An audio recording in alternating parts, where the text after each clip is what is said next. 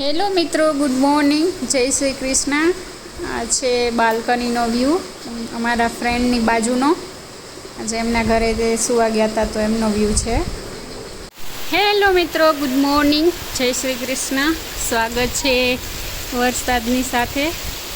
બહુ વરસાદ આવી રહ્યો છે. ઘડીક વારમાં કંઈ નહોતું, બધું ઘડીક વારમાં પાણી કરી દીધું બધું.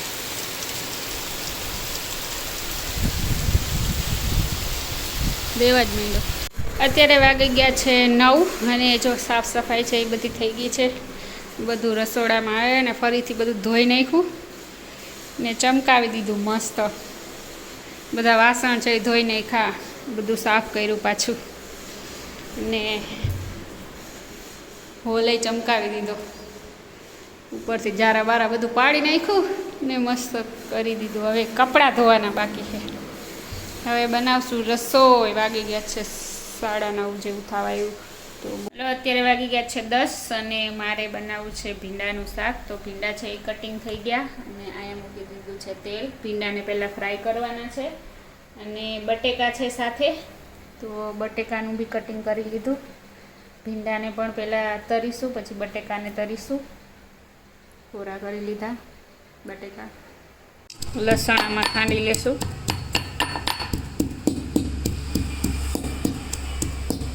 તેલ ગરમ થાય એટલે આપણે તળી લેશું પહેલાં ભીંડા બટેકા. બટેકા તરવા નાખી દઈશું પહેલાં.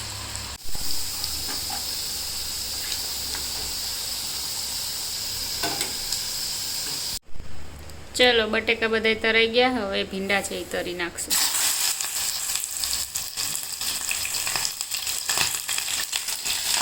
ચલો, આપણી ભીંડી છે એ પણ ફ્રાય થઈ ગઈ. હવે આપણે ભીંડીને કાઢી લઈશું.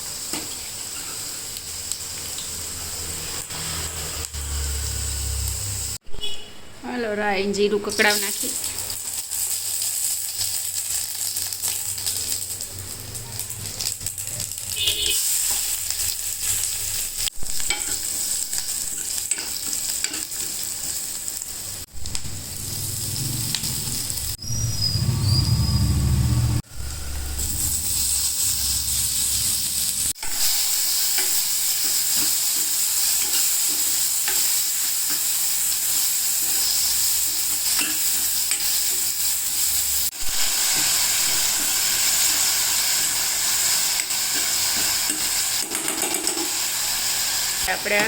આપણે ભીંડીને બધું નાખી દઈએ.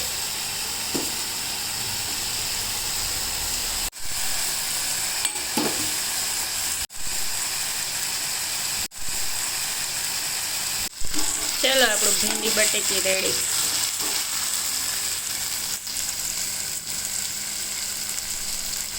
હાલો હવદાયરન, જય શ્રી કૃષ્ણ. જો નાહી ધોઈને તૈયાર થઈ ગયા ને વાગી ગયા છે અત્યારે 11. શાક મેં છે એ બનાવી લીધું ભીંડા બટેકાનું. તો શાક જ છે એ ખાલી બનાવવાનું છે. ભીંડા બટેકાનું શાક બનાવી અને બાજુમાં છે હરિયાણાના દીદી રહે છે, એ બનાવશે રોટલી. તો એના ઘરે લઈ જવાનું છે. એમના હસબન્ડ બી નથી, તો એમને નાની નાની 2 છોકરીઓ છે, તો એના ઘરે જઈ અને શાક ને રોટલી ખાશું બે જોડે. એકલા ભાવે નહીં, એટલે એને ના ભાવે એટલે કે તું અહીં આવતી રહે. તો ચાલો, શાક છે એ બની ગયું ને જઈએ હવે એના ઘરે, પછી જમી લઈએ હારે. પછી આજે તો કંઈ બીજું તો કંઈ આખો દીમાં કંઈ કરવાનું કામ છે નહીં. વરસાદ હવે રેડે થઈ ગયો. રેડે આવે ને પાછો વળી વયો જાય. રેડું નાખીને વયો જાય ને વળી ઘડીક વાર થાય તો તડકો થઈ જાય. અત્યારે જો થોડોક એવો તડકો થયો છે. કપડાં છે એ કાલના ઘણા બધા સૂકવા હતા, હમણાં વરસાદ આવ્યો લઈ લીધા. જોવામાં તો શાક ટેસ્ટી લાગે છે. આઈ હોપ કે ખાવામાં ટેસ્ટી જ હોય. પંજાબી છે, એમને સરસ સબ્જી હોય. તો ચલો, આપણે આજે ગુજરાતી સબ્જી એમને ચખાડીએ. તો ભરી દઈએ આ ટોપડીમાં, પછી લઈ જઈએ. હાલો, થોડુંક દૂર જવાનું છે એટલે મૂંગો વાળી લીધો ને શાક આપણું છે આમાં ભરી લીધું અને હાલતા થઈએ. હવે 11:30 થઈ ગયા છે. રસ્તો સરસ ચોખ્ખો થઈ ગયો. ઘરે ગણપતિ બાપા બેઠાવેલ છે.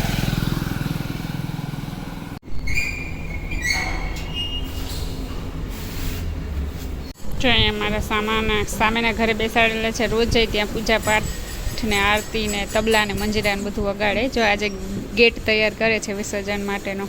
આમાં બેસાડીને ગણપતિ બાપાને લઈ જશે. સરસ મજાના નાઈ ધોઈને તૈયાર થઈ ગયા અને આજે જવું છે ગણપતિ વિસર્જનમાં. આજે છે છઠ્ઠો દિવસ.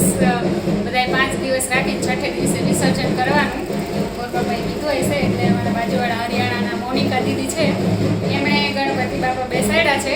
તો એમના ઘરે આજે વિસર્જન છે તો જવાનું છે 6 વાગે. અત્યારે વાગી ગયા છે 5:30. તો અહીંયા અમારે બધાએ લગભગના ઘરે મરાઠી લોકો છે એમના બધાના ઘરે એકના ઘરે આપણે કેમ કૃષ્ણ ભગવાન એમાં બધાના ઘરે ગણપતિ બાપા છે બેસાડ્યા છે.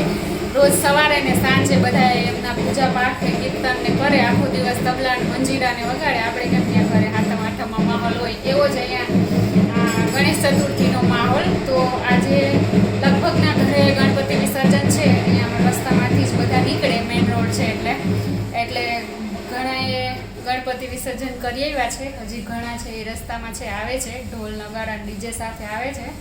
તો મારે પણ જવાનું છે મોનિકા દીદી સાથે. એમણે અત્યારે ઢોલ ને નગારા ને બધું રાખ્યું છે ને ગણપતિ વિસર્જન છે કરી આવે. બહુ અહીંયા મહત્વ છે ગણપતિ બાપાનું. આ ગણપતિ બાપા છે, અમે થોડાક મોડા આવ્યા ઘરેથી, બાકી અમે પણ નાનકડા એવા ગણપતિ બાપા બેઠાડત. જોકે રોજે ગણપતિની પૂજા તો આપણે કરીએ જ છીએ. એટલે જેમનું સર્જન છે એમનું વિસર્જન છે જ. એ આ ગણેશ ચતુર્થી ઉપર ગણેશ ભગવાન છે એ દર્શાવે છે કે જેમનું જન્મ છે એમનું મૃત્યુ છે જ. તો એવી જ રીતે ચલો આજે ગણપતિનું વિસર્જન છે એ કરી આવીએ. ગણપતિ બાપા હર હંમેશને માટે સાથે રહે અને બધી દુઃખ છે એ દૂર કરે અને બધાના જીવનમાં ખુશી આપે, રિદ્ધિ સિદ્ધિ આપે એવી શુભકામના. આ વર્ષે તમે જાઓ ફરીથી પાછા આવો, આવતા વર્ષે જલ્દીથી, એવી તમને જ પ્રાર્થના. તો ચલો વિસર્જન સાથે તમે પણ જોડાયેલા રહ્યો. અહીં બીચ છે, ત્યાં દરિયામાં વિસર્જન છે એ કરી આવીએ. તો તમે પણ દર્શન કરી લેજો. જો આવે છે બધા ગણપતિ બાપા વિસર્જન આજે જ છે.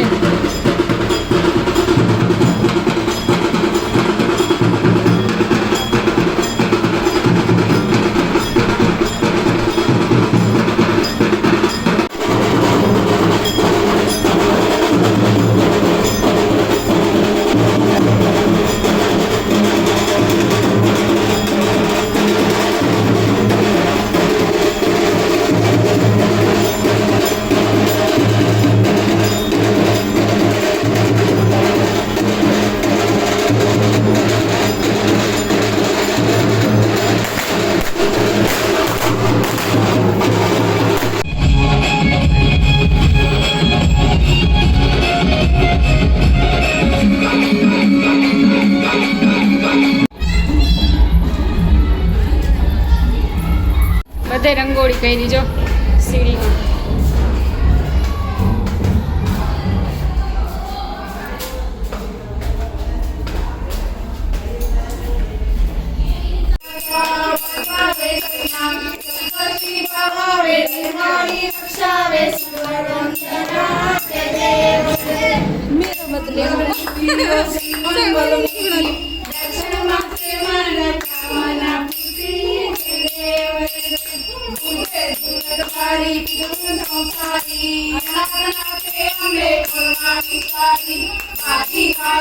જન્મ